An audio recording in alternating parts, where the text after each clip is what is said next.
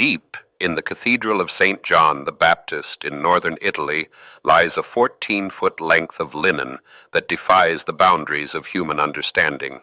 It bears the faint, sepia-toned imprint of a crucified man, his body marked by wounds corresponding precisely to ancient execution methods. This is the Shroud of Turin, an object that has ignited centuries of fierce debating over its authenticity and origins. Is it the actual burial cloth of Jesus Christ, or the most elaborate medieval forgery ever conceived?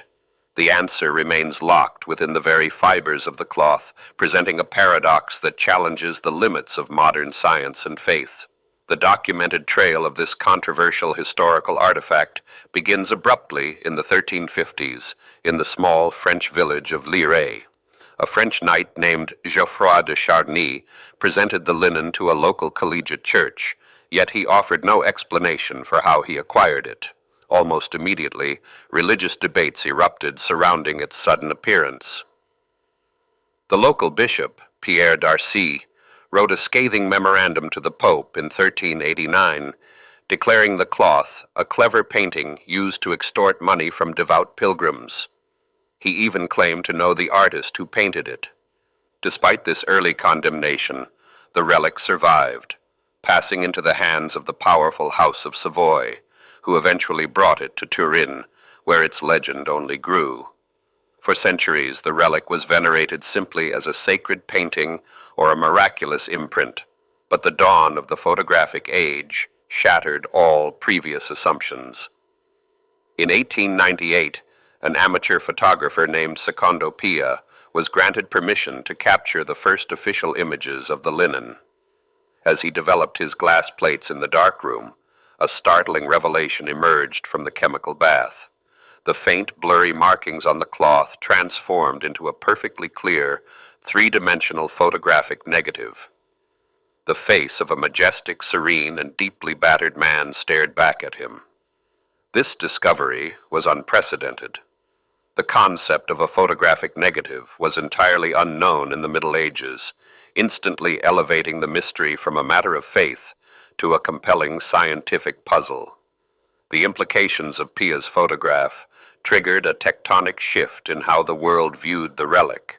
If a 14th century forger created it, they utilized a technique completely alien to their era, anticipating the invention of photography by half a millennium. In 1978, exploring the scientific anomalies of the cloth reached a crescendo when the Shroud of Turin research project, known as STIRP, descended upon Italy. A team of elite American physicists, chemists, and forensic experts spent 5 days bombarding the linen with X-rays, ultraviolet light, and microscopic analysis. Their goal was not to prove it belonged to the biblical figure, but simply to determine how the image was formed.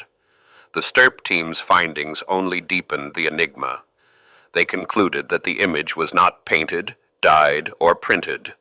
There were no brush strokes, no capillary action from liquid soaking into the threads, and no cementing of the fibers.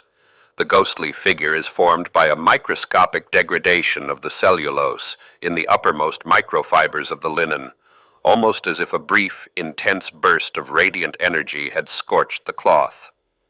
Yet no known mechanism, ancient or modern, could perfectly replicate this effect, while simultaneously encoding three-dimensional topographical data of a human body. The STIRP conclusions left the scientific community deeply divided, setting the stage for the most anticipated test in the relic's history.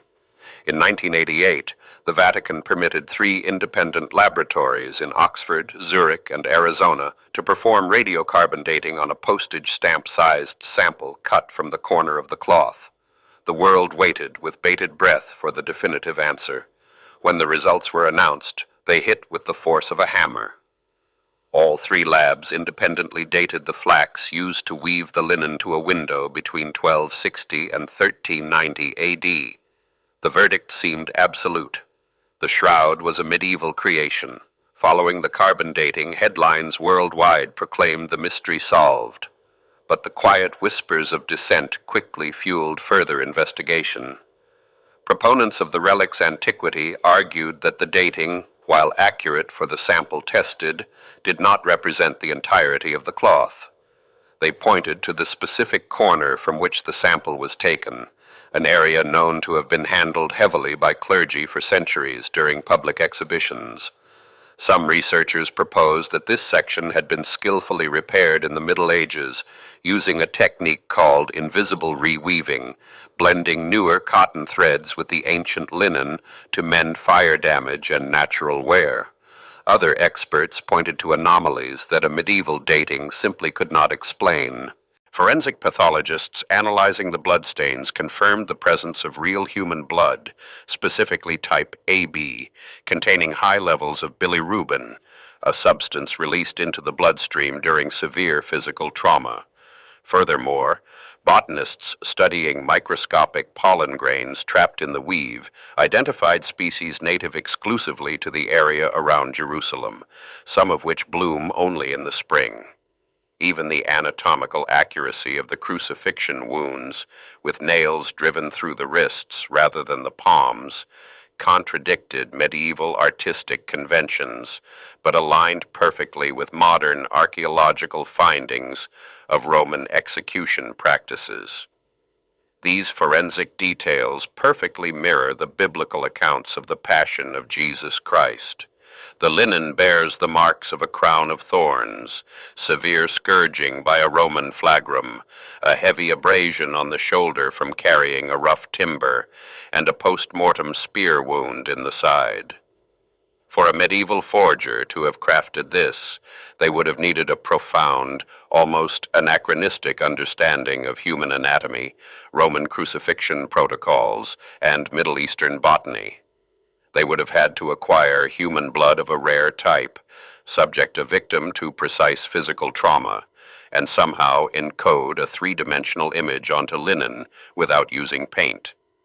The collision of these disparate data points creates an enduring paradox that frustrates both skeptics and believers.